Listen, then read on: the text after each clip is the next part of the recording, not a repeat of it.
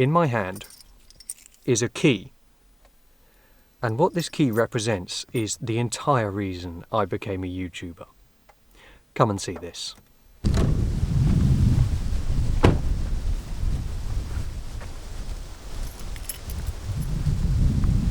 Welcome back to one of the prettiest buildings you've never seen. Except you have seen it if you watch my channel regularly. But the weather was nothing like this.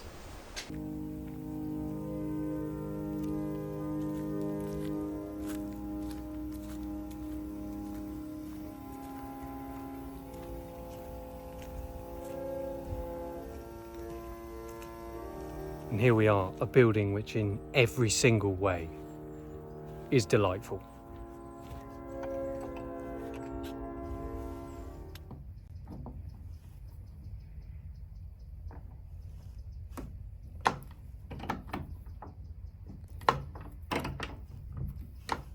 Welcome back to St James's Church in Bossington. This is a building that has kept us in suspense for weeks. Certainly kept me in suspense. The last time I came here was during the last heat wave. It was absolutely boiling and I had a brilliant walk down the footpath towards the River Test. And from there I could see before me, glinting in the sun, St James's, Bossington. But when I got to the church I found it was locked. And I've since learnt that there is no longer a pipe organ in the church. But you know, that doesn't stop the Salisbury organist.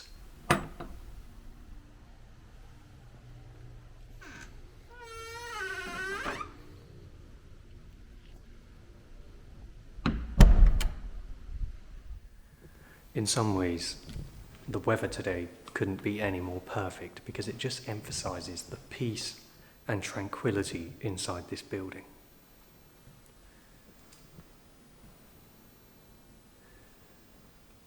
You join me partway through my journey here. Before the rain started, I took my harmonium out of the car. I loaded it onto my orange trolley, which is hidden in the transept, and brought it inside. But you can imagine why that bit was difficult to film. And here it is, looking very serene in this chancel. When it's in my study, it has none of the soul and the freedom that it deserves. One of the most important features of any organ is the building where it's located.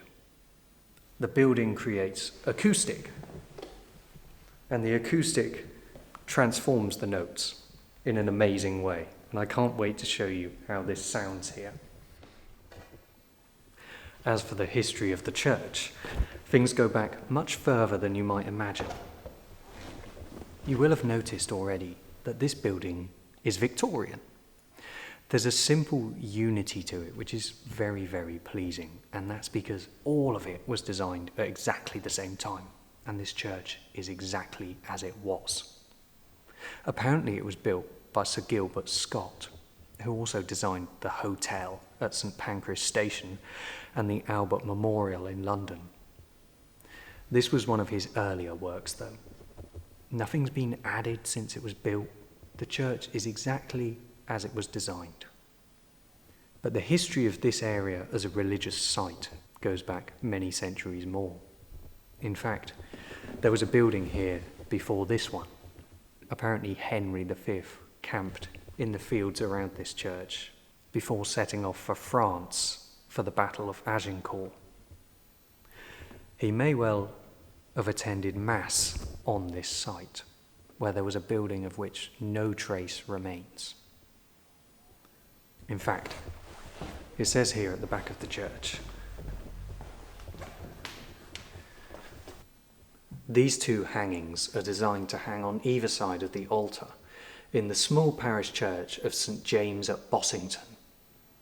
The church, which stands in a field that is still known as Agincourt Field, is all that remains of the village that was demolished late in the 19th century to extend the park of Bossington House.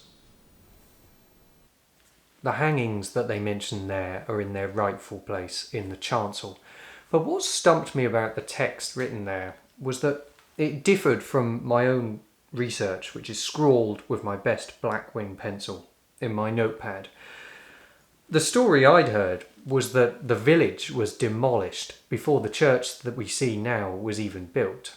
In other words, St James's has nothing in common with the old demolished medieval village, except for the site on which it's built. Nonetheless, the legend is quite remarkable. Apparently, the MP for Southampton bought the Bossington estate in 1823, and he didn't like the view of his workers' cottages, so he dismissed them and had the entire street of houses pulled down so that his view was much better across the fields. He couldn't demolish the old church, but it fell into disrepair, and the next owner had this church built.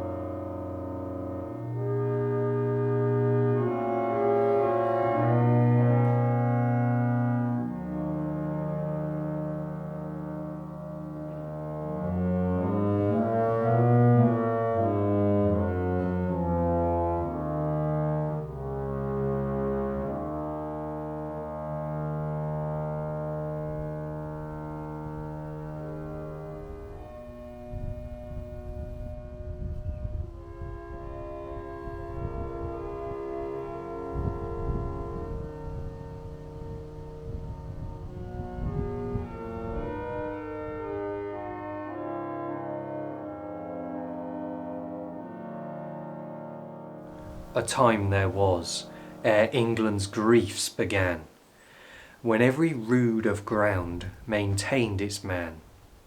For him light labour spread her wholesome store, just gave what life required, but gave no more. His best companions, innocence and health, and his best riches, ignorance of wealth. But times are altered, trade's unfeeling train usurp the land and desposes the swain.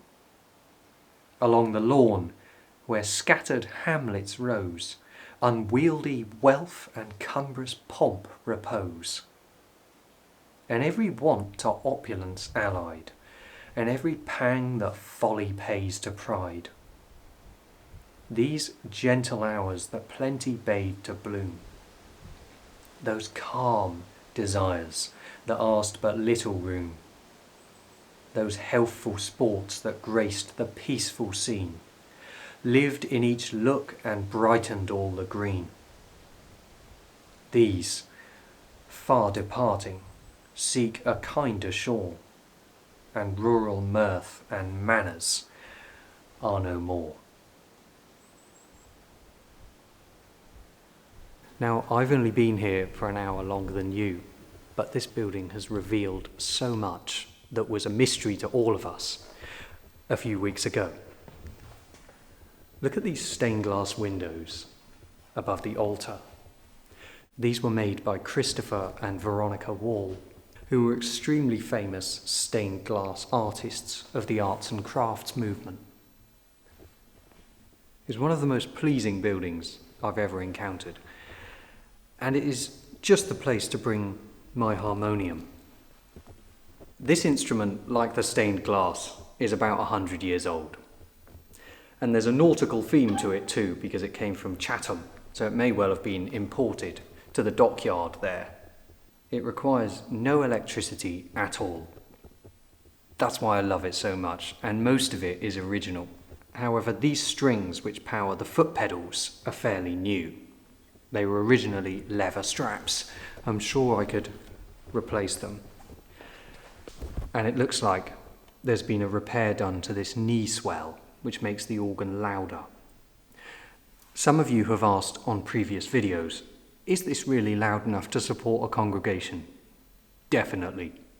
But for me, I prefer its more mellow sounds. It has the original vinyl foot pedals and 4 stops. Just like on a pipe organ, each stop has its own tone quality. On this organ, the 2 on the left correspond to the bottom half of the keyboard, and on the right to the upper half. This machine is really an antique. These are extremely rare, and this one is in fantastic condition.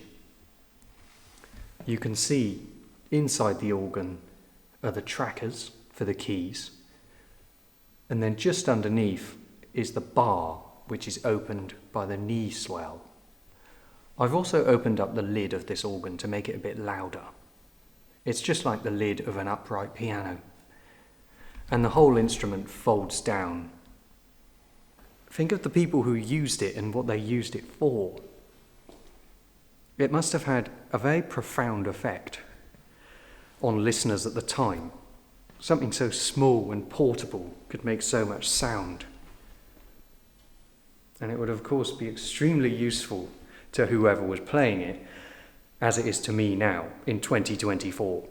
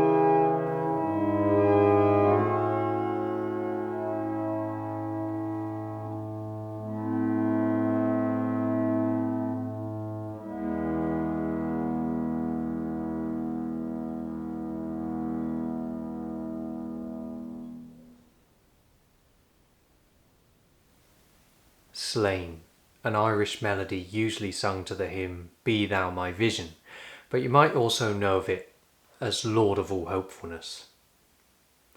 Who knows the history of this organ? Its story is as much a mystery as the lives of those who once lived opposite the church site. But I can tell you, just like the stained glass in the church, that organ illuminates these buildings as well as if it was brand new. And because it's foot pumped, the player gets a really intimate relationship with the sound and expression that it makes. Not only is it good for liturgical music and hymns, but also folk songs and spirituals. In some ways, the reeds are as evocative as the human voice itself.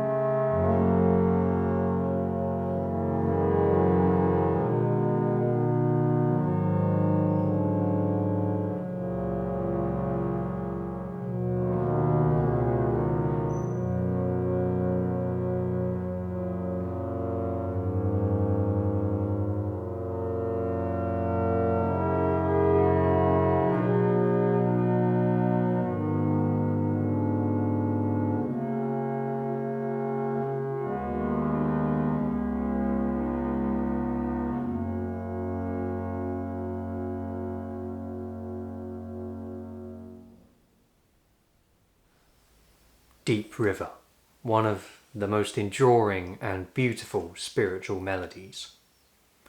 I wonder, have you noticed a link between all of the pieces I've played today? So we've had the Kyrie from the Missa Orbis Factor plain song. We've had the hymn tune Slain and the spiritual Deep River. Well, all of those pieces were composed by no one in particular. They're all anonymous. They can't be traced back to a single writer. Isn't that incredible? Some of the greatest pieces of music ever written weren't written by a particular person. And they may not have been. They may have passed down through generations as melodies which people knew well, which organically changed over time. And what we have today is the most recent version. It's quite amazing. And the harmonium does justice to them perfectly, I think. with all its ancient, beautiful, sighing tones. At this point, it seems apt to bring this chap into the story. His name was George Pullen. He was nicknamed Blind George, and the first I heard about him was when I went on holiday to the Malvern Hills in Worcestershire. He's playing a folding harmonium just like mine, but his folds into a box. And Blind George earned a living almost every day for 50 years playing his harmonium at the St Anne's Well Cafe in the Malvern Hills. It's the best example I've ever seen of one of these instruments put to good use. And apparently he could recognise visitors' footsteps and would play their favourite tunes as they approached. Now, while we're on the subject of folk songs, this is the kind of tune I imagine he might have played.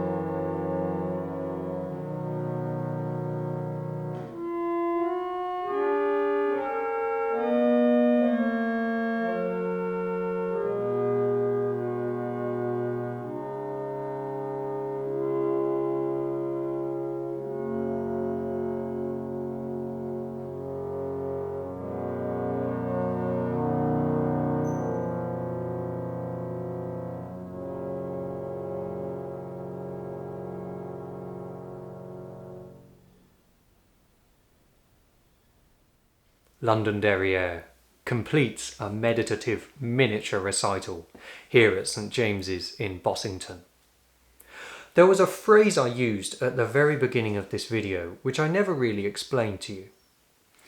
What I said was, as I was holding the key to the church, this key represents the reason I became a YouTuber. What did I mean by that? Well, it was quite profound and it's something I've felt for a long time. Having access to a church like this allows me to express myself as a musician in ways that many musicians can't. People equate musician with performer. If you're a musician, surely you'd be quite happy to prance about on stage, telling jokes and anecdotes, or just leaving people in a stupor from your magnificent playing. Well, it isn't really like that. I don't like performing at all. Whereas producing these videos allows me simultaneously to be alone and playing to myself, doing what I love, but also to perform to you. And at the moment, I'm getting about 50,000 views a week. So it can't just be me that enjoys spending time in peace in these village churches. In fact, I've come up with a new term, which is introvert church. I have visited so many of these, and this is the kind of church that I'm looking out for. St James's Bossington, definitely an introvert church. Where else? Stratford Tony, you don't see a single person going there. You can enjoy peace on your own. Fifield Bavant, Yes, that would have been an introvert church, but you had to cross a farmyard to get there. And if there's one thing worse than humans, it's dogs. Anyway, the point I'm making is that I plan to continue for as long as I can, discovering as many of these peaceful buildings as I possibly can, because they have a charm which makes us feel relaxed, whatever is going on in a crazy world or in our own lives.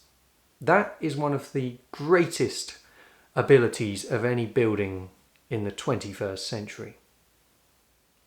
If you'd like to help keep me on the road doing this, and my work is not paid for by the churches, and it certainly isn't sponsored by anybody, you could donate to support me and help with my expenses using my PayPal link, which is underneath the video.